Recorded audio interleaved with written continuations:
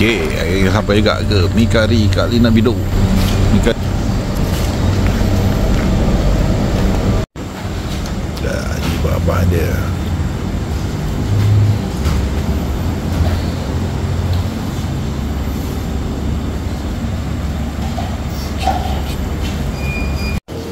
Okey, ni mi mihun, ni isi ikan. Jom kita tengok padu tak padu.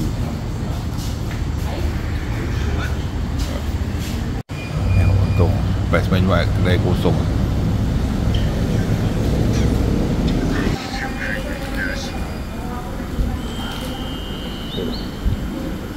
Wah, kita test.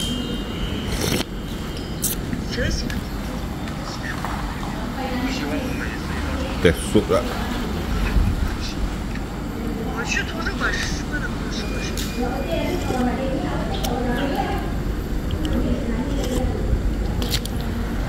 Ni yang Kak Lina ni?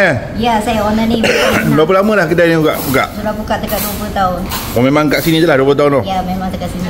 Macam mana boleh terfikir nak jual mi kari, bihun sup memang? Itu cakap nak ada hobi, nak menjaga. Buat mi kari, kicap this time ada Cina Muslim. Saya ni Cina Muslim. Resepi keluarga ke? Resepi belajar orang ke? Resepi sendiri. Sendiri? Ya. Cuba lepas tu menjadilah. Ya, cuba jadilah. Okay. Apa pun cubaan. Ya, betul tak? Cakap. Ni anak ke? Ni bekerja. Bekerja. Oh. Staff. Ya. Selain mi kari ada jual apa tak? Mi kari, kicap sup, basumak. Goreng-goreng?